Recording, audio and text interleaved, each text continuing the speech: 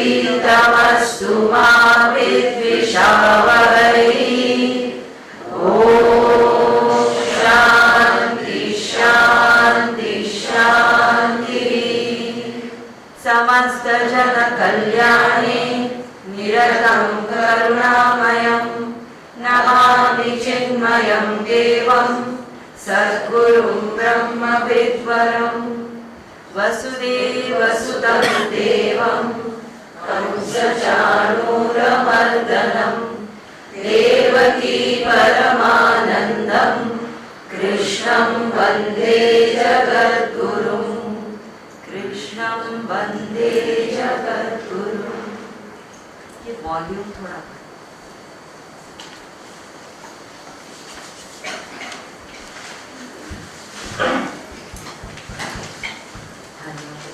Hariom Hariom.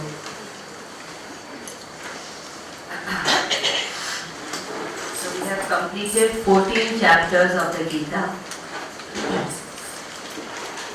We have only 4 more sessions to do, including this one. 3 more things. So the first chapter of the Gita we saw had Arjuna's entire confusion. And that chapter is important because that tells us why Gita is relevant to each of us. So we did this whole analysis of why Arjuna was going through what he was going through. Or why does any person go through stress, strain, anxiety, fear, sorrow, any of these negative emotions? What is the root cause of it? And after lot of analysis, we reach the conclusion that the root cause of all negativity at the end of the day is nothing but ignorance. Ignorance of what? Ignorance of the fact that I am already infinite happiness within. So having said that, then we enter into the second chapter, Jnana Yoga or Sankhya, where the Lord spoke to Arjuna about the eternal nature of the self. That how the greatest fear, the greatest sorrow of human life, which is death, that itself is a myth. So when death itself is not something to fear about, then how can anything else be a cause of fear or sorrow? So that is where Krishna very clearly says that if one understands this principle of oneness, that there is one infinite eternal reality, and that reality alone is then there is no more any cause of sorrow. All sorrow is caused by our sense of separation or individuality. Therefore, the solution is that I just know that I am one infinite reality. So if knowing is the solution, then the next question Arjuna asks in the beginning of the 3rd chapter is, why should I fight the war? What should I do? I should know. So I should spend more time trying to know than doing things. And this is where the Karma Yoga concept is introduced, and Krishna explains to Arjuna that one cannot know until and unless the mind is tuned. The mind has to be absolutely pure, absolutely single-pointed, and for such a pure and single-pointed mind, it is important to perform dedicated, selfless, egoless action. So the concept of Karma Yoga is introduced. Then one says that, okay, this knowledge sounds wonderful, that you do Karma Yoga, selfless action, through that purify the personality. With the pure personality, then I delve into who am I, and then I figure out that I am infinite. Sounds very inspiring. But how do you know that this is authentic knowledge? How do you know that what you are speaking about is not some bluff that Krishna has concocted, because he is quite an expert at that also.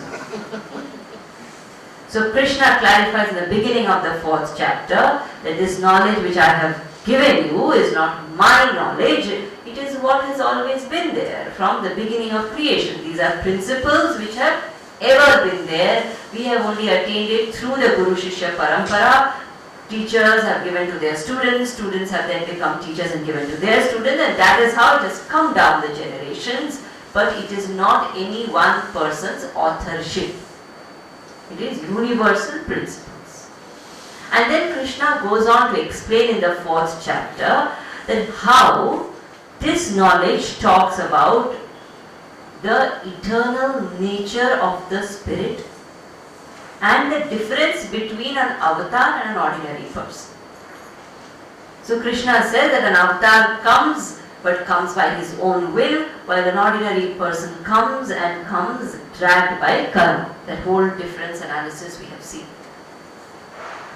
And a person, once they understand that an avatar is actually not some god figure, it is that same divinity which is inside of me.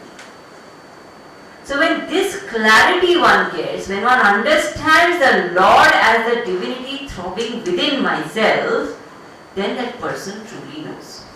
Knows that every action that is happening, that the entire creation which exists is actually just happening. There is no doer in it. So then the concept of non-doership is introduced, and Krishna says that you don't really have to stop doing actions, you have to continue doing actions, but you have to give up or do sannyasa of the doership, kartritva bhava. So as long as I am doing sannyasa of the doership, I can keep on doing as much action as possible. That action is not going to even touch me. Then in the 5th chapter, Krishna goes on to say that it is not enough that I keep on doing action and keep on giving up doership. That is one level. Final level is where the action also has to be dropped, because action and meditation can't go together. If I have to sit in meditation, I can't be sitting in meditation and cooking food or running business. When I have to do meditation, I have to drop everything else. So the 5th chapter literally acts like a bridge between action and meditation, where Krishna very clearly explains that yes, initially I first do action, dynamic, dedicated action. Then from that action I minus the doership and continue to do the action. Then at some point when the mind is absolutely quiet and silent and selfless, I drop even the action, sit quietly, meditate and experience the truth within. How does one know that this is the time I should drop action? Because action goes on. There is no end to action. The more I do, the more it grows, the more I manage to do. It's very interesting. This morning I was at a corporate seminar and there was some very, very respected business leaders of the country speaking. And one of them shared something very interesting. One of the people in the audience asked him, saying, how do you manage to do so much? And he said that, probably 20 years back when I started my business, I was very busy. And I thought, now I'm very busy because I'm starting my business, probably 20 years from now I will be less busier. But fact is, I'm still very busy. And the more I do, the more I manage to do, and so the work keeps increasing. That is a pattern of action, there's nothing wrong with it. So this action will keep increasing. Where do I know that this is a time to put a full stop? Krishna says, you don't have to put a full stop. When I am ready, the mind will automatically withdraw. It's a very beautiful statement Gurudev always used to tell us. There were even brahmacharis, swamis. In Chinmay Mission we have this tradition that everybody does seva. Nobody sits quietly and withdraws, not allowed. You have to serve the society. Everybody has their own rajas which has to get exhausted. So one of the acharyas went to Gurudev saying, look, I took sannyas and I thought I'm going to sit and meditate, but I'm here working morning till night, perhaps more than I would have worked outside, and I'm so busy. When will I get time to become quiet and meditate? And Gurudev said something so beautiful. He said, remember, he who is making you work, he will make you quiet when the time comes. Very powerful. He who is putting you to work, he will put you to silence. We don't have to put effort for silence. Silence always is effortless. And every person who does dedicated selfless action experiences that maybe a lot of action is happening on the outside, but inside there is so much of calm. There is so much of an undisturbed centeredness which doesn't get affected by anything. And that only keeps growing. And when it reaches that stage where it has saturated me, it will suck me into itself. I don't have to do anything. It's like falling in sleep. So when I'm thinking a lot of things, I'm planning for next morning, I'm lying down on bed trying to sleep, I'm trying to sleep. I'm still thinking. But there comes a time when I'm really ready to sleep. At that time, nothing can hold me back. That sleep just sucks me into itself. I can't help it. Silence is like that.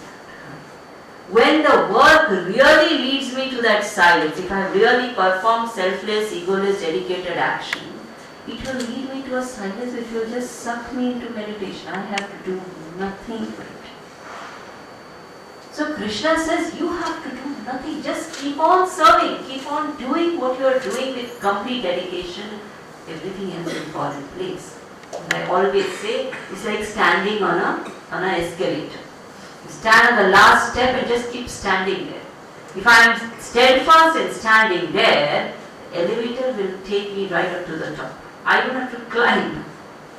But I have to make that effort to remain standing. Our difficulties, we get distracted. Distracted by what? Distracted by our own ego, distracted by our own selfishness, distracted by our own will, our own opinions, likes, dislikes. Those are distractions in a spiritual life. When I remain steadfast in my duty, in my seva, in my dedication, that work itself lifts me into the peaks of silence. And with that, the 5th chapter closes and the 6th chapter begins the most glorious chapter of meditation, Dhyana Yoga, where Krishna elaborately explains what is sannyasa. He says sannyasa is a prerequisite for meditation. And therefore one must understand sannyasa. But he very clearly says in the first 3 verses of this chapter that sannyasa is not wearing a certain kind of clothes, not doing actions, not performing certain kinds of rituals. What is sannyasa? Sannyasa is of the ahankara. The ego is what has to be renounced by each and every seeker. That is the prerequisite for meditation. And a person who has dropped the ego sits in meditation, experiences the self.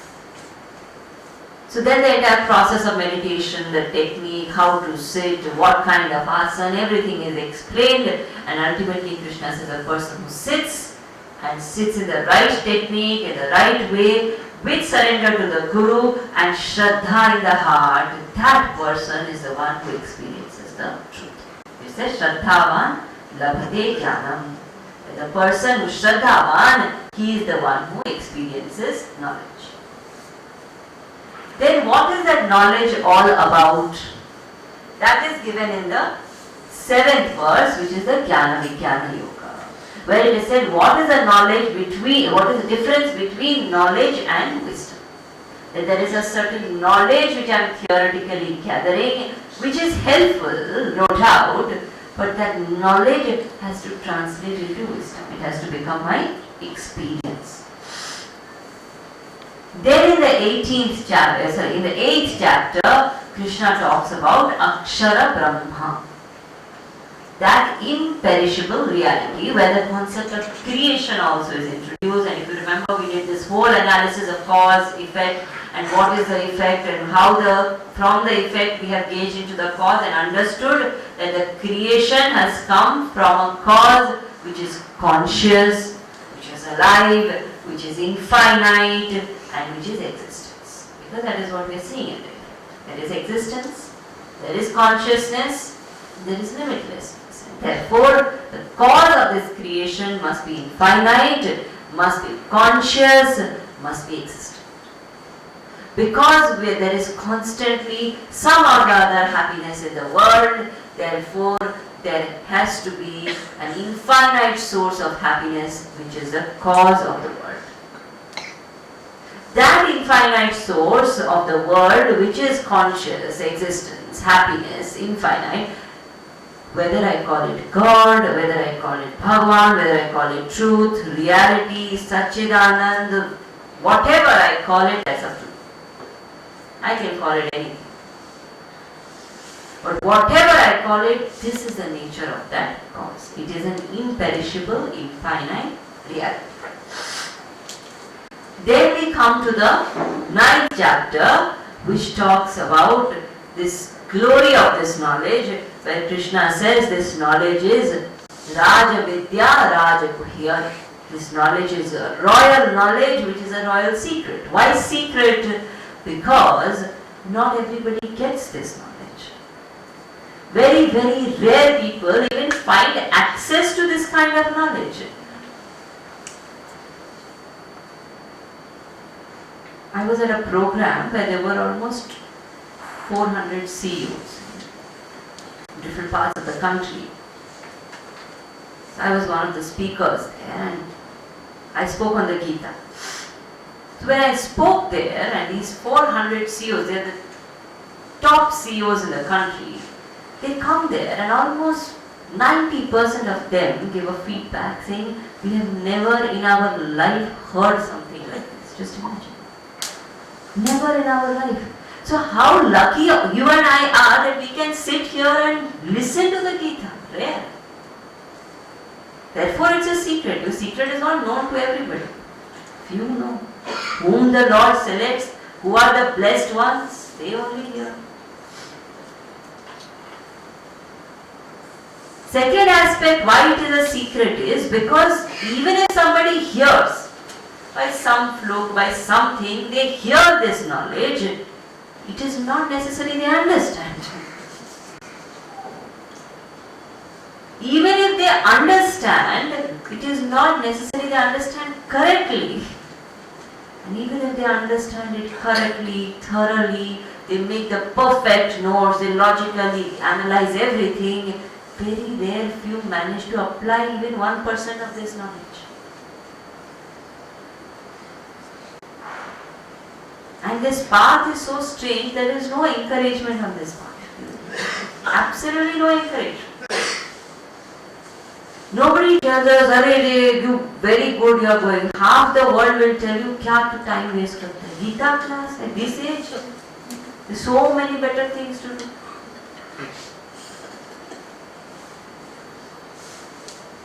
So the world does not encourage at all. And then when we are walking the path, we are actually trying to implement. What is our motivation? World is not going to motivate. And the gurus are very strict, they never motivate. At the most they will correct. So the more they correct, the more we feel कि अरे मैं तो इतना बेकार हूँ, इतना कोशिश करता हूँ, कुछ होता है. The motivation from where will it come? On the spiritual path, the only motivation is because the guru can't praise. The guru praises, that is the downfall of the shishya. The ego will grow. My guru loves me means what else one needs? Greatest ego. The guru has to keep on correcting. So where will the motivation come from? So the only motivation for a spiritual seeker is one's own transformation. When I live the knowledge and I experience that little bliss, the little change in me, that will motivate me to do it more and more and more and more. That is my encouragement actually on this path. Nobody, no external encouragement. But to apply it is so rare. Those who don't apply, they give up. So many people give up on the way.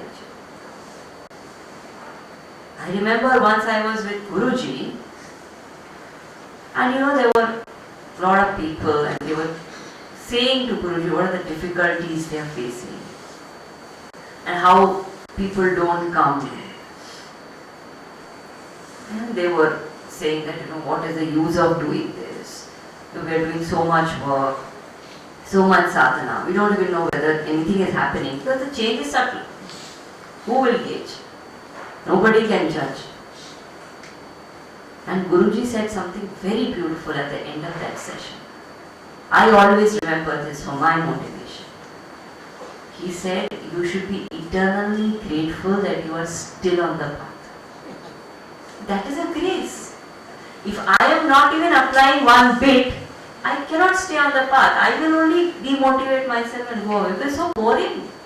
You keep on listening to one person giving lecture after lecture after lecture. And they keep on telling you to do such hi-fi things.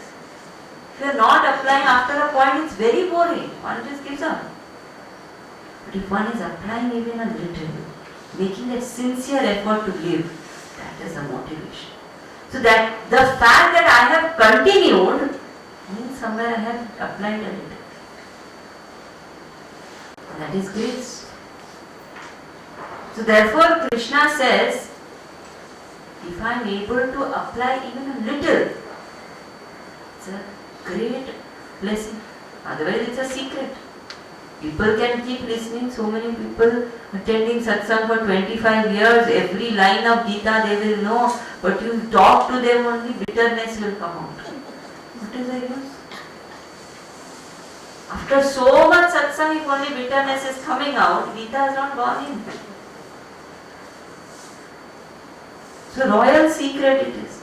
Rare few will be able to grasp, will be able to have access. Having got access, rare few will understand. Having understood, rare few will be able to apply.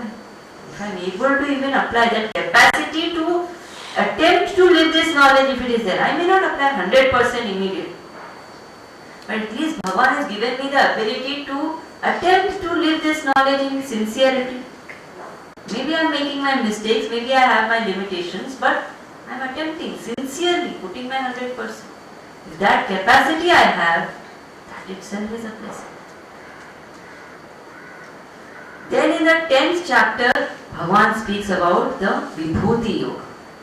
How he manifests in the entire universe. So someone may say, these are very big things. Royal secret, this, that. Where will I look for that God? He says, you don't have to look anywhere. Wherever you look, God is. Where is God not? So he gives all the glories that how in the entire universe every aspect he is there. Then Arjuna says, this is all okay, but you don't look like one individual only. Do you actually have this kind of a universal form? Krishna says, yes. But to see that you need Divya Chakshu. So he gives a Divya Chakshu, and the 11th chapter we got the Vishwarupa Darshana of the Lord. We saw Bhagavan in his universal form with entire millions and millions of universe in the form of the Lord. So how many lifetimes, how many deaths, how many births, everything happening at one time. Arjuna was perplexed. Arjuna said, I don't want to see this. My mind is whirling.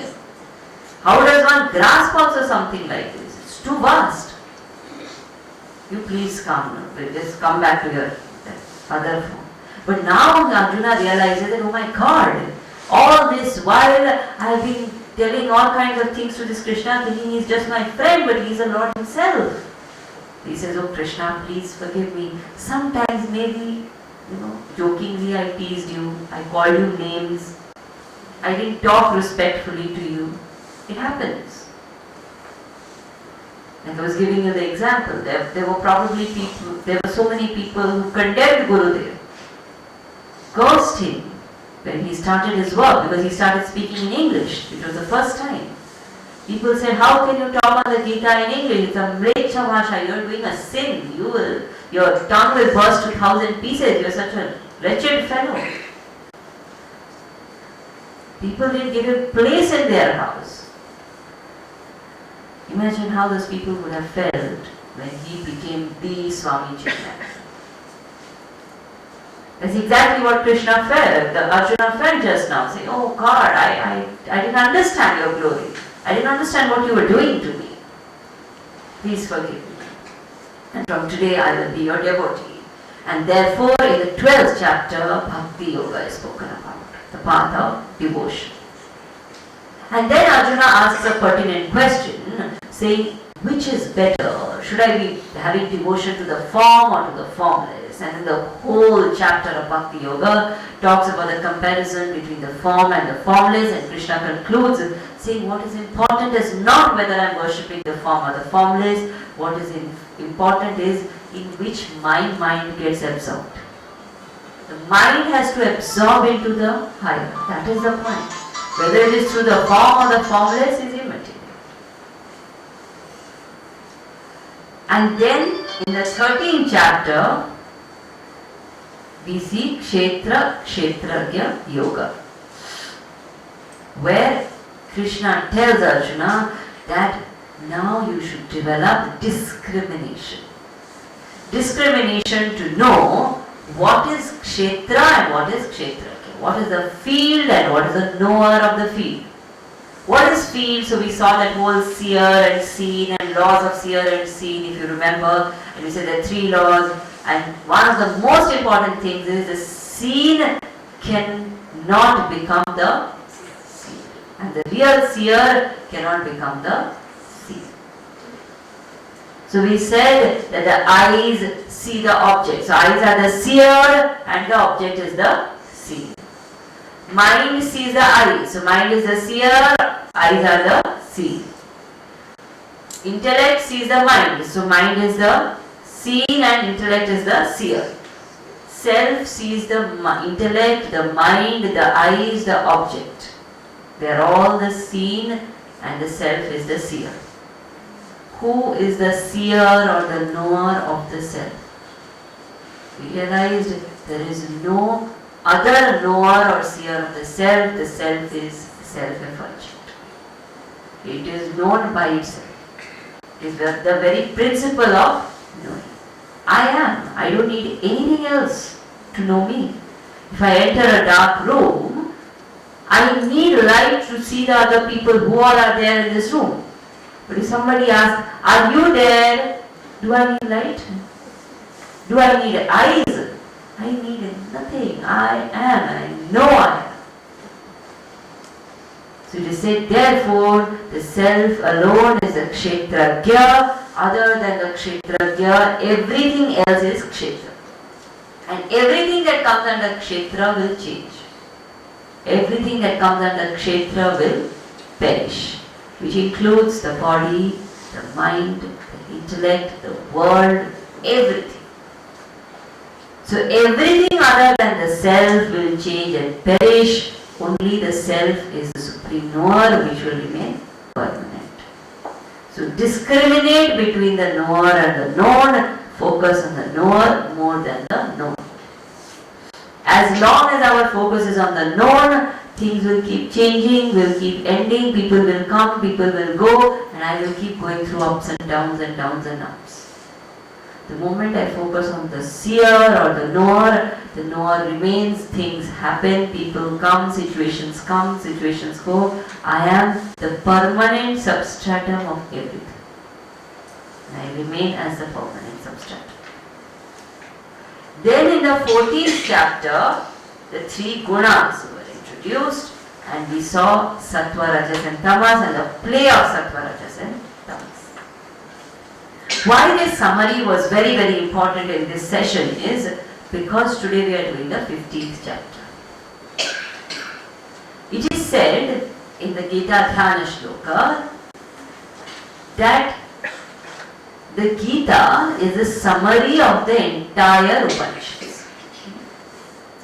It is said in the Veda that the Upanishad is a summary of the entire Vedic knowledge. So the whole Vedic knowledge, the essence of that knowledge is encapsulated in the Upanishad. All the Upanishads, the essence of the Upanishadic knowledge is encapsulated in the Gita. And all the 18 chapters of the Gita, the essence of the entire Gita is encapsulated in the 15th chapter. It is considered to be the complete scripture in itself. That is why this year when the talks are happening in Shanmukhananda by Guruji on 15th chapter, the topic is Gita for all, because 15th chapter itself is Gita. The entire concepts of the Gita are summarized in the 15th chapter very beautifully and very poetically. So the 15th chapter of the Gita, of course you will listen to Guruji in Shanmukhananda in December in an elaborate way where he is going to explain every verse of this chapter. So what we are going to do today is a summary of the chapter which will get elaborated by Guruji himself. So this chapter describes the world. Very, very poetic, beautiful description. The world is described here using a tree. And this tree is a very strange tree. This tree is an upside down tree. Urdhva Mula Adha Shakha. So it is said the roots are up and the branches are down. It's an upside down tree.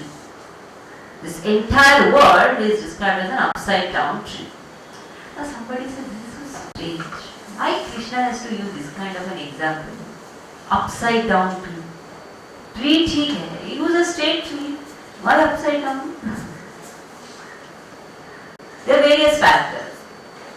One is, now suppose, I'm sure all of us in school have drawn our family tree.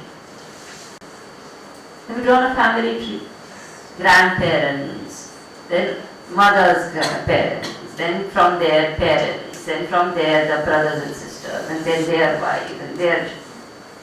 Isn't it an upside down tree? Starting from up, the root is up, isn't it? So when a tree is there, which is constantly growing and which starts with the higher will always be up. Elders will always be up, isn't it? So the point of the upside down tree is that the roots are higher. So the roots represent the cause of the tree, which is the higher. So the higher is the cause of the entire universe. And if you see our own life, our biological life is upside down. If you think about it. Don't you breathe from up and it goes down? Don't we eat from up and it goes down? See, our life is upside down, if you think. It's not down to up, it's up to down. So nature has designed us to be upside down. So one aspect is that the upside down tree has its roots up in the higher. So to represent that, it's an upside down tree. The roots represent the consciousness. Now here a very, very elaborate description is given about each part, what each part is. And how each part is contributing to the tree. So it is said there are branches, there are leaves, there are fruits, there are flowers, and there are adventitious roots also. Why? Because this tree is an Ashwatha tree. Ashwatha tree, I don't know what is the English of that. Banyan tree? No. People. Yes. Ashwatha tree is a people tree. So people tree has adventitious roots, isn't it? So therefore it has adventitious roots, it has leaves, it has branches, it has fruits, flowers, everything. Now this, why is it an Ashwatha tree only? Why not any other tree? Very interesting. Ashwatha. Shwa means tomorrow in Sanskrit. Tha means tishtat, that which is there. A means not. That which is not there tomorrow is Ashwatha. So this world is compared to an Ashwatha tree, meaning this world is that which will not be the same tomorrow. Every moment it is changing, momentary world. So in this tree, there are roots and there are branches, and everything is below. Roots are the divine up there, and what are the branches? So it is said the branches are the various lokas, the various worlds in which people are living. What are the leaves? So it is said leaves, lokas are also planes of experience. So the branches are the planes of experience. What are the leaves? So it is said the leaves are the Vedic mantras. So it is said Chandamsi Parnani. Chanda means mantras. So mantras. Parna means leaves. The leaves are the Vedic mantras.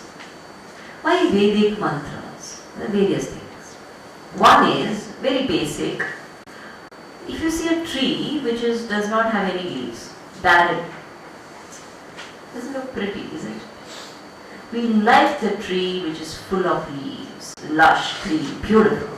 So what does the leaf do? The leaves beautify the tree. Vedic knowledge does not mean the book Veda and the knowledge of the Veda. Don't take it in that literal sense. The word Veda means knowledge, comes from Vid, to know. So knowledge beautifies the world. If there is no knowledge, the world won't be a beautiful experience at all. If everyone is ignorant, in spite of all the ignorance, there are some people who are wise. It is their wisdom, their foresight, their insight which makes the world beautiful for everyone. Other aspect is, if we go very technical, leaves are the life source of the tree. See, the life source is the root actually, which is the consciousness, the higher. But the sustenance of the tree happens through the leaves, isn't it? Because photosynthesis happens in the leaves. They grasp the sunlight and do that whole process, provide energy to the tree, growth to the tree. So the nourishment of the tree happens through the leaves. Nourishment of the world and life happens through knowledge. Not through money, not through food, not through people, not through relationships, through knowledge. And we know that if there is no knowledge, the best of relationship crashes down, isn't it? So I'm not talking even spiritual knowledge, basic knowledge of each other. If we don't know and understand each other, the relationship will crash down, isn't it? If we don't know our job, in that job I won't do well.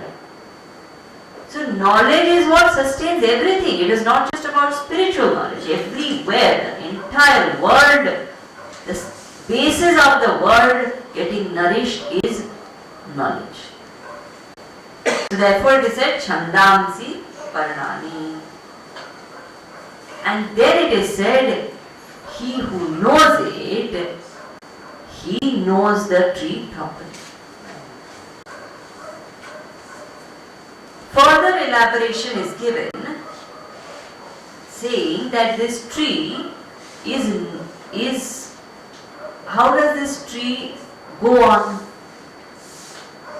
Or how does this tree keep on growing, express itself? So the tree expresses itself through the three gunas, Sattva, Rajas and Tamas, what we studied in the 14th chapter. Three gunas are nothing but the result of Maya. And we have studied what is Maya. Maya is that which is not. Yama sa Maya. So because this tree is an expression of Maya through the three gunas, the tree is not. Arey abhi bola, tree is there, leaf is there, root is there, now tree is not. So we listen to a story. Once it so happened, there was a king and he had a very, very beautiful queen. This queen, when she got married, her father, who was another great king, gifted her carts and carts of jewelry. But with all of that, her mother gave her her own family diamond necklace. Naturally, amongst all her jewelry, this was her favorite. Because my mother gave this to me, etc., etc. After a few years, mother passed away. Now the necklace is more dear because it's my mother's memory. The last gift she gave me is this necklace. So the king also knew that this is the favorite necklace of my wife. And every time she wears it, he would compliment her that it looks beautiful. Every few years she would send it for polishing, and the king would call the best jewelers in the country to make sure that without any damage it is polished properly, etc. Take care of it. One day, as the queen had just come back home to her room after a long day, and she was taking that necklace off, had just kept it on the dressing table, somehow, by mistake, the king had left the window open. Through the window, a monkey came in, picked up the necklace, went away. Now the queen was in tears. She was inconsolable. Nobody could make her explain anything. The king said, exactly same design, I will make another necklace for you. I'll make 10 such sets. She said, no, that was a necklace my mother gave me. I want nothing but that. Give it back. The king sent soldiers across the country. How do you trace a necklace stolen by a monkey? Where has he taken it? Don't even know where he's gone away. Into the forest. Everywhere, high and low, everybody searched. Nobody could find the necklace. The queen now was sick. She was on bed. She was totally depressed. And the Vaidyarat said, unless you get the necklace, there is no cure. Because she is inconsolable. She's just not listening to anybody. The king made an announcement. King said, anybody who gets the necklace will get 10 similar diamond necklaces.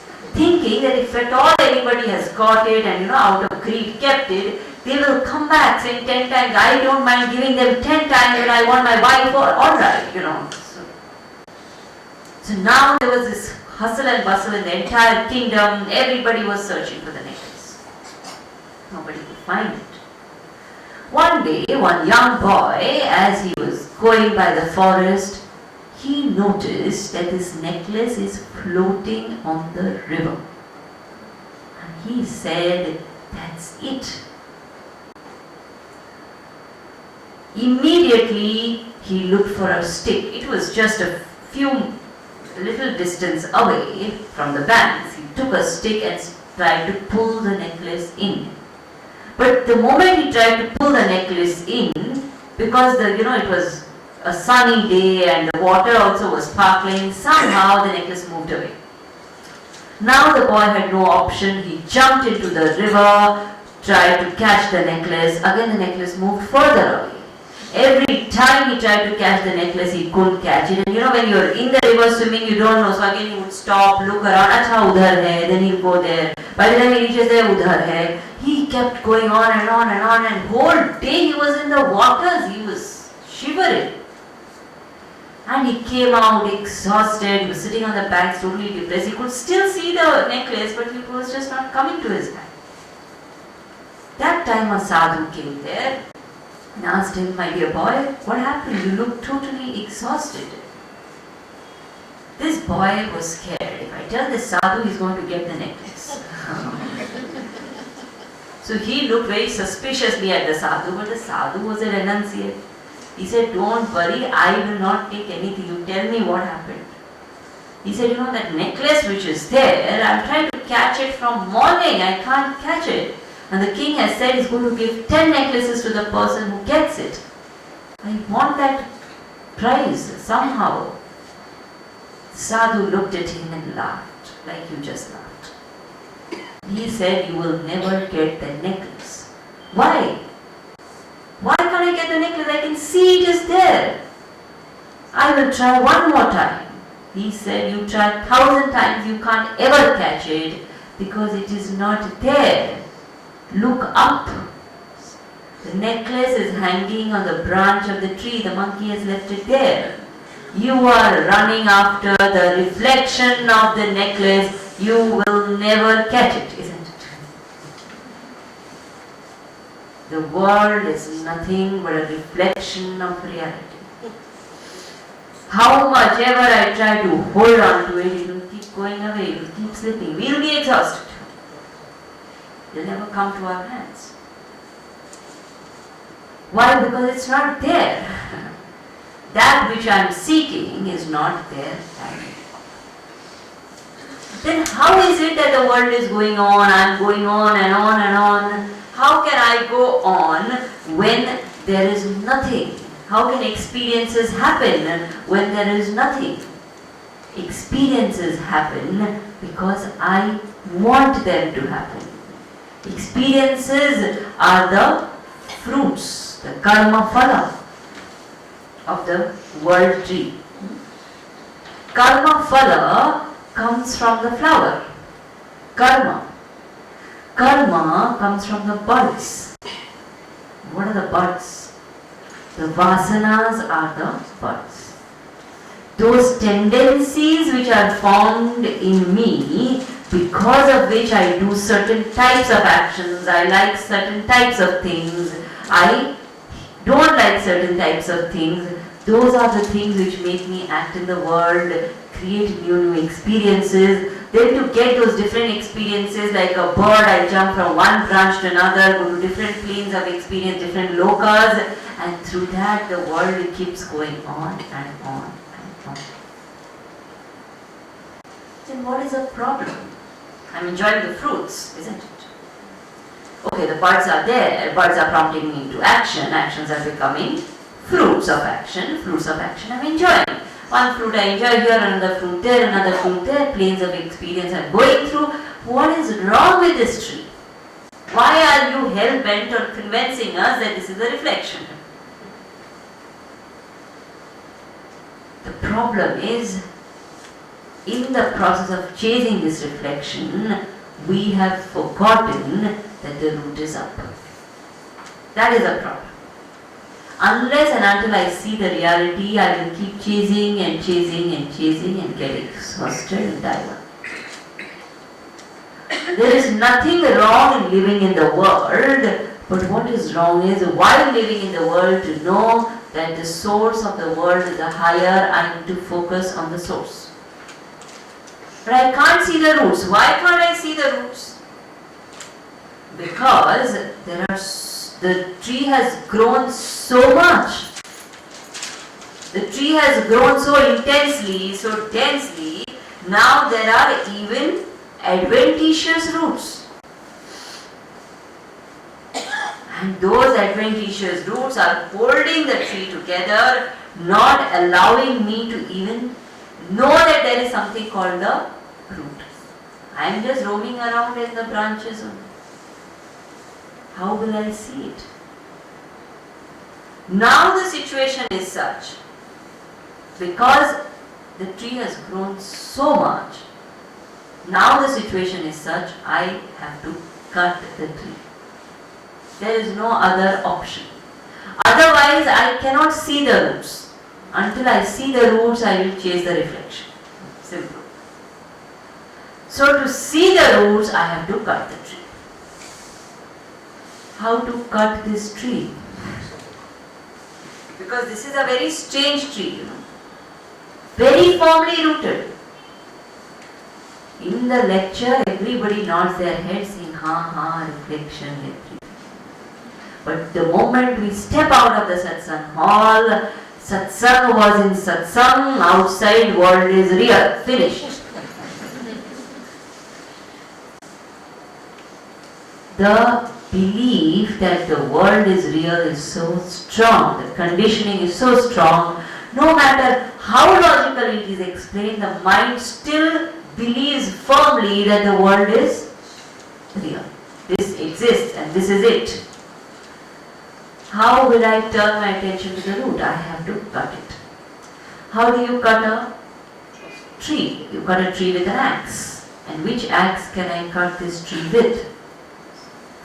So it is said, asanga shastrena tridhena chitva. Cut the tree with the axe of detachment. Very, very important point here. It is not being told cut the tree means cut the world. Detachment is the astra, means what am I cutting? I am not cutting the world. I am cutting my attachment to the world. Because detachment is the astra. With the axe of detachment, cut the tree, meaning cut the attachment to this tree. This attachment is a problem. And this detachment has to be what kind of detachment? It has to be detachment born out of discrimination, viveka. Vairagya born out of viveka alone can be firm vairagya. There is something called smashana vairagya. Can you please talk outside?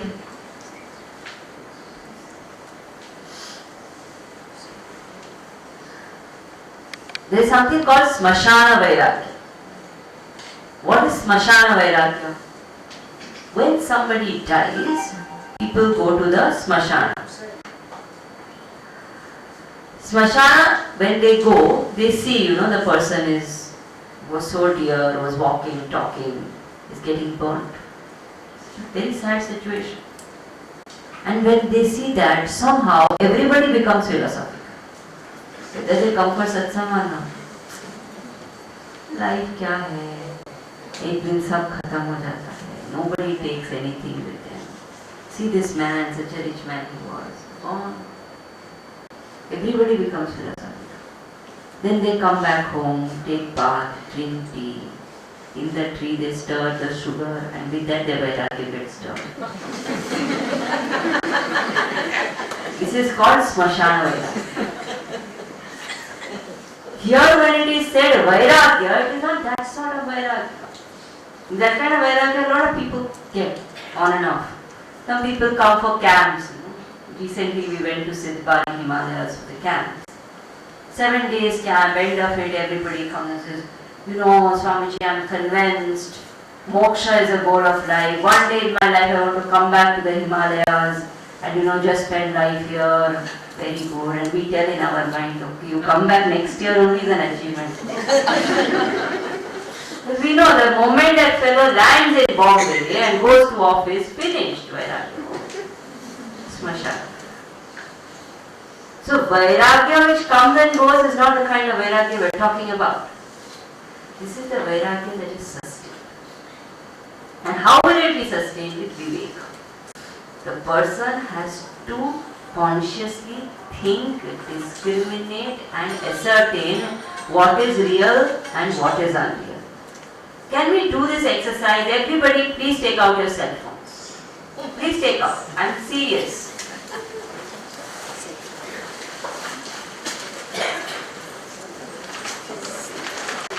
at it very carefully.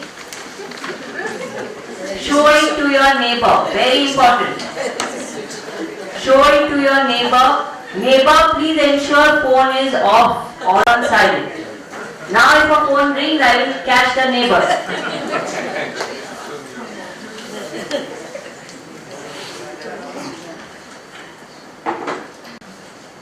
If your neighbor doesn't know how to operate a phone, show it to the next neighbor. Now keep it inside, don't check WhatsApp.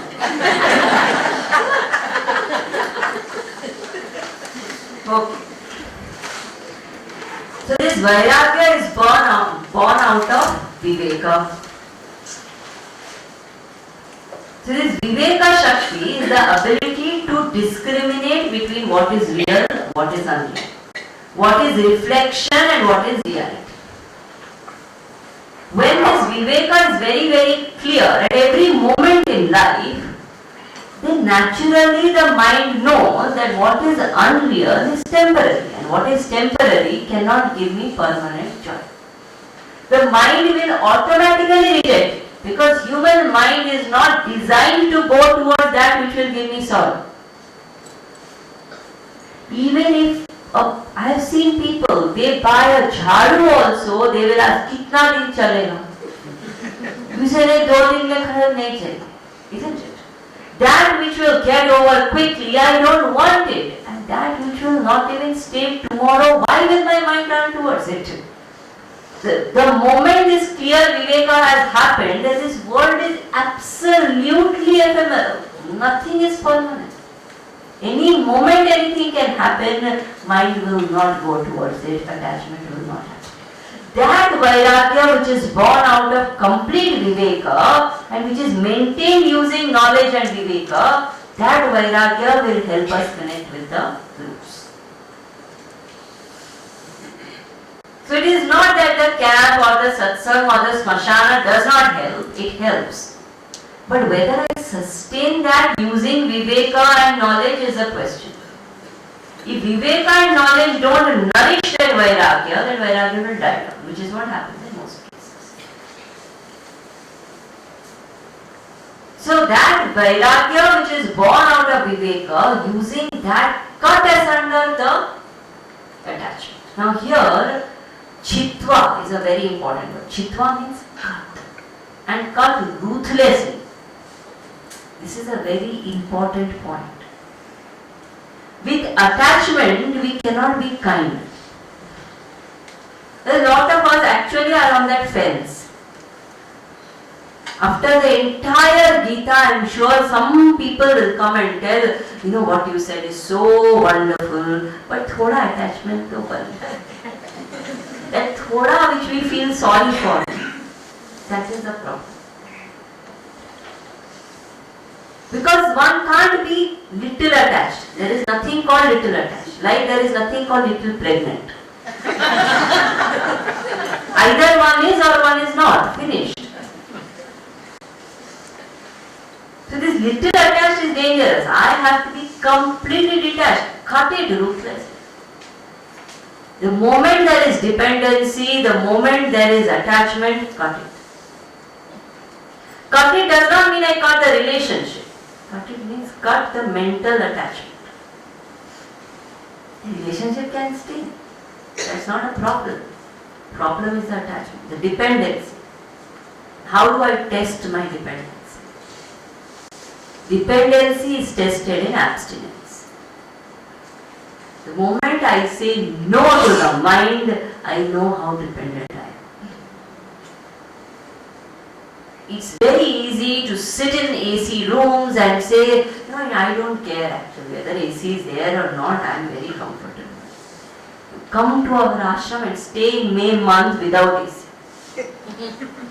Then you see, continuously in the Annakshetra, AC only is a discussion. Kitni garmi hai, you know, they should have at least 2-3 AC rooms for some people. Continuously that goes on. Because the mind is attached. So abstinence is necessary. It's very easy to say, I don't care whether I have phone or not. Phone and all, I am not attached. Live without phone 1 week. We see when we go to Chinmay Vibhuti, near Lonavala, we have a retreat center where we go for camps. We take people there. There the network is not so great. So we tell people beforehand itself, the camp brochure itself will have, there's no network there, come prepared, it's okay, people can be without you for 1 week. All that is told. Even in the instruction letter we say, try to withdraw. It's best not to use mobiles, etc. You will see people, they come there to seek God, they seek network. Literally like this people walk. So strange. Because the dependency is so much. And as long as I am dependent, I cannot be free.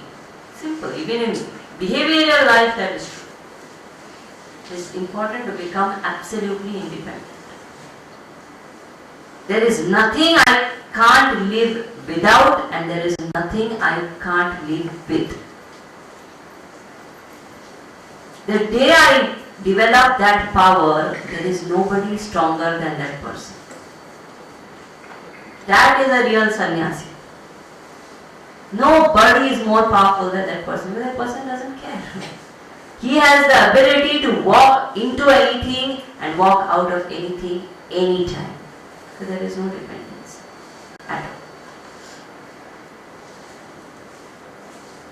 So that kind of vairagya is what he says has to be used to connect with the higher. Then it is said a very interesting thing, that what is the relationship that one has with the Lord.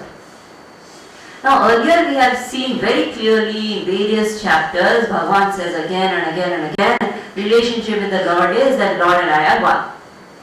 Essentially one. But here a new concept is introduced in the 15th chapter, where he says that the individual is a part of me.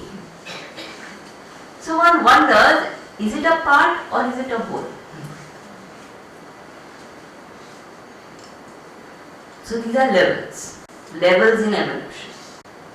So at a certain level, it is said there is a part-whole relationship, that the Lord or that divinity or whatever we call it is an infinite whole. We are all parts of that whole. Like the wave is a part of the ocean. How long is the wave the part of the ocean? That's the question to ask. The wave is a part of the ocean as long as it considers itself wave. The day the wave realizes I'm nothing but salt water, then it realizes ocean also is salt water. The day that realization happens, individuality of the wave is dropped and the wave becomes one with the ocean. It is nothing but water. So as long as a person maintains individuality, the individual is a part of the Lord. Then it is that the concept of birth and death is again spoken about here, because this is a summary of the Gita, so everything will come. So it is said how the Lord alone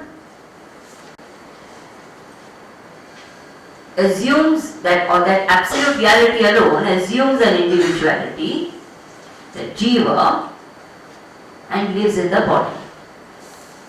And when the death happens, that jiva leaves the body. How does it leave the body? So it is said through the 9 holes. 2 eyes, 2 ears, 2 nostrils, 1 mouth, anus, genitals. Through any of this, that jiva exits the body. That is death. And if we think about it, this itself is a miracle. If we ever have a balloon, and that balloon has even 1 hole, air will go out of it. What a strange this mechanism this is. This body has 9 holes, yet the pranavayu remains for so long and one fine day it exists. What makes it stay and what makes it exit? It's a miracle. We look for external miracles, but see, life itself is a miracle. How does that pranavayu stay inside? How does it exit?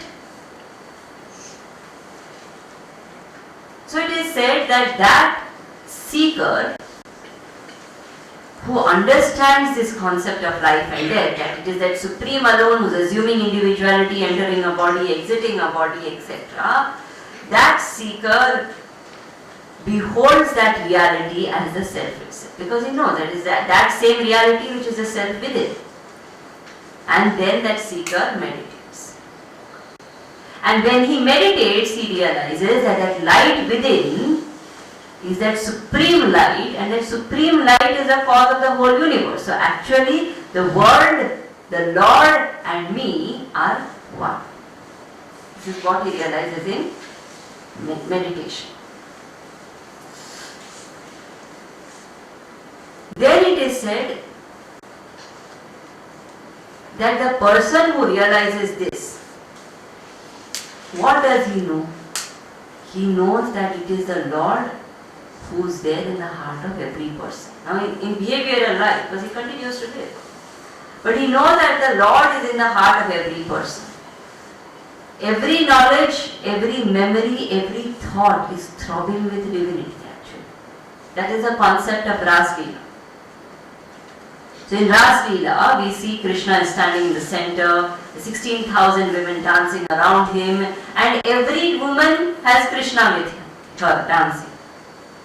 The concept is that there are 16,008 thought possibilities.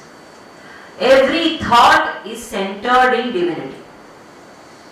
And when thoughts are centered in divinity, every thought is divinized. Therefore, Krishna is with every thought. There is a concept of Ras Leela. So it is said that the person who realizes the truth knows that it is that imperishable Brahman which is there in every being. And it is that imperishable Brahman that appears to be the perishable also. As the perishable, he is the one who makes the entire perishable world function. So he gives examples that if the ears function, if they hear, it's because of me. The eyes see, it's because of me. If you are able to digest food, it's because I am there in the stomach as the Vaishnava Agni. What do you and I do to digest food? Nothing. He is sitting inside and doing it for us. He says the entire perishable world functions because of me. And the one who is deluded is not able to see this play of divinity. But the one who is not deluded, who through meditation realizes the truth, is very clearly able to see that every aspect of life is nothing but divinity alone. And such a person who comes to know this, understand him to be sinless and blessed, even if he be the greatest sinner. How can he be sinless and blessed? Because this knowledge is a secret. Again he says that. Iti guhyatam shastra. That this is a shastra in itself. This 15th chapter is considered to be a shastra in itself. That's why in various ashrams when you go, if they can't chant the whole Gita, they'll just chant 15th chapter. So Bhagavan in the last verse here says, it's a shastra. But this shastra is guhyatamam. Guhya means secret. Guhyatara means more secret. Guhyatamam means highest, top secret. Not everybody manages to even know this kind of a thing. And if that person knows, having known what happens, having known that person just performs all his duties with detachment and knowledge, then there is no pressure, there is no stress, one just effortlessly functions in the world. Such a person actually lives in meditation. That person who is awake to the truth is the person who lives in meditation. He says that person becomes sinless in himself. Why sinless? Because sin is karma. Karma essentially by definition needs a karta. Who is a karta or a doer? A doer is an individual being. The person who has understood infinity, he has dissolved his individuality already. There is no individual to do the karma and take the signal. So therefore karma is not even happening. But we see that the person who is a wise person, a saint or a sage, also does karma, isn't it? So a very beautiful example is given in the scriptures to understand this. Let us say somebody has a flat, beautiful, big flat, and somehow that person has not been aware of things or didn't prepare for it.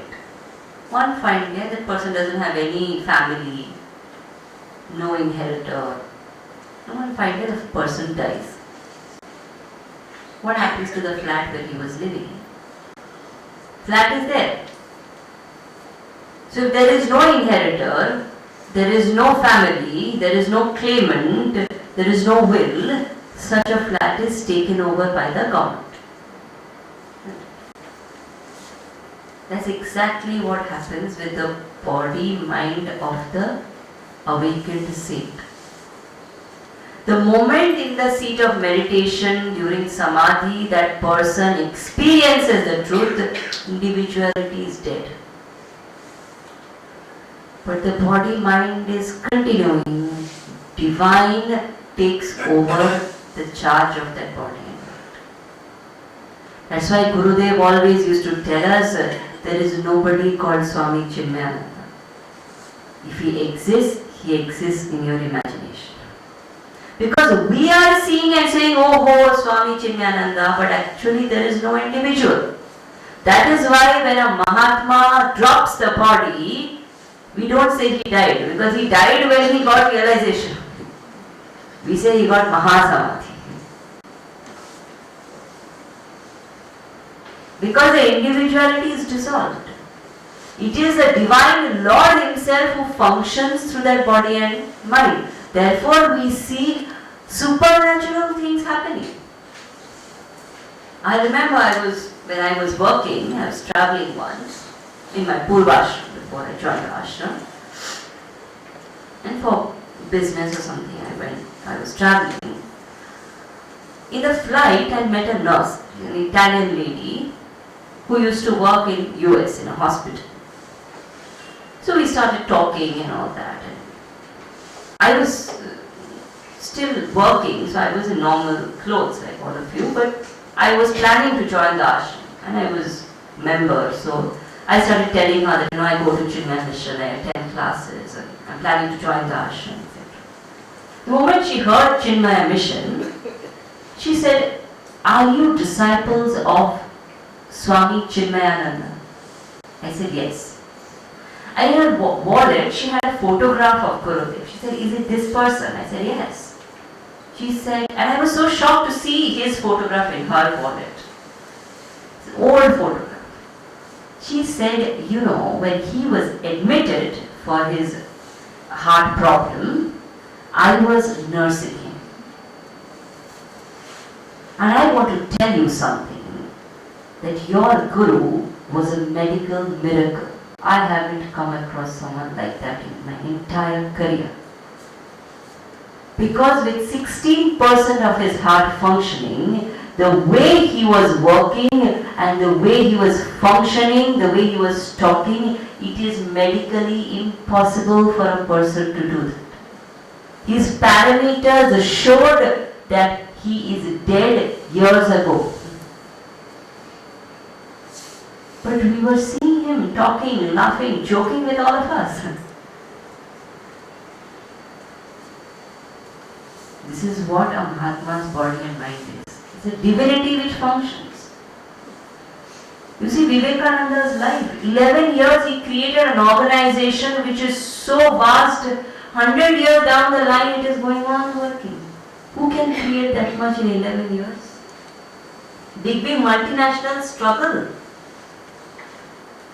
But a Mahatma's body and mind is not his. He is not there. From our standpoint, we see and say, okay, Swami Chinmayananda, Swami Vivekananda, Jesus Christ, whoever. From their standpoint, they are not there.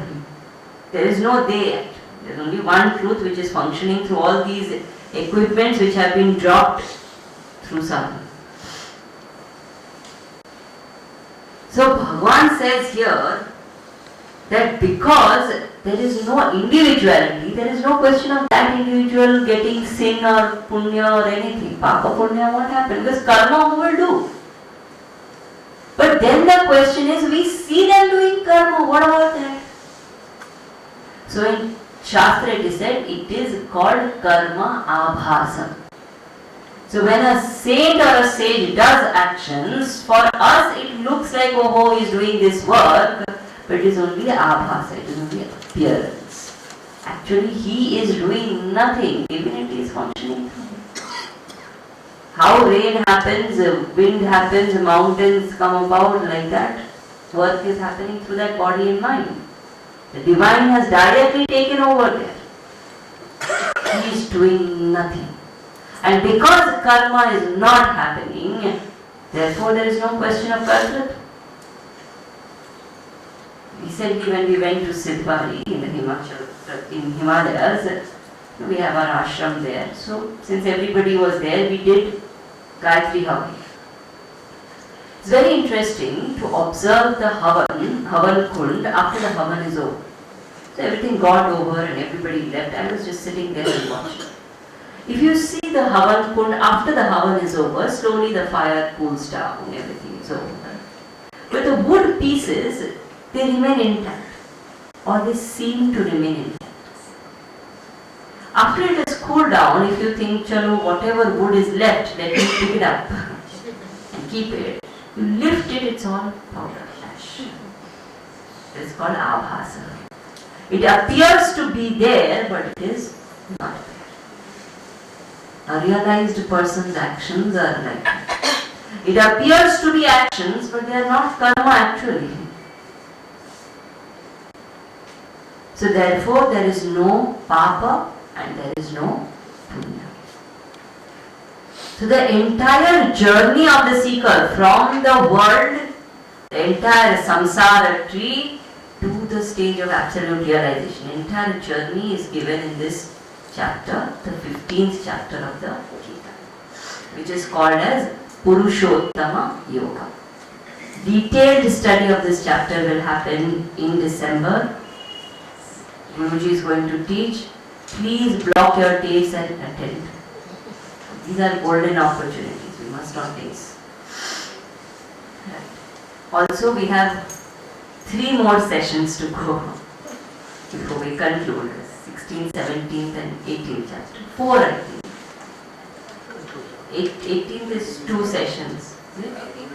1, okay. So then there is 3 sessions more to go.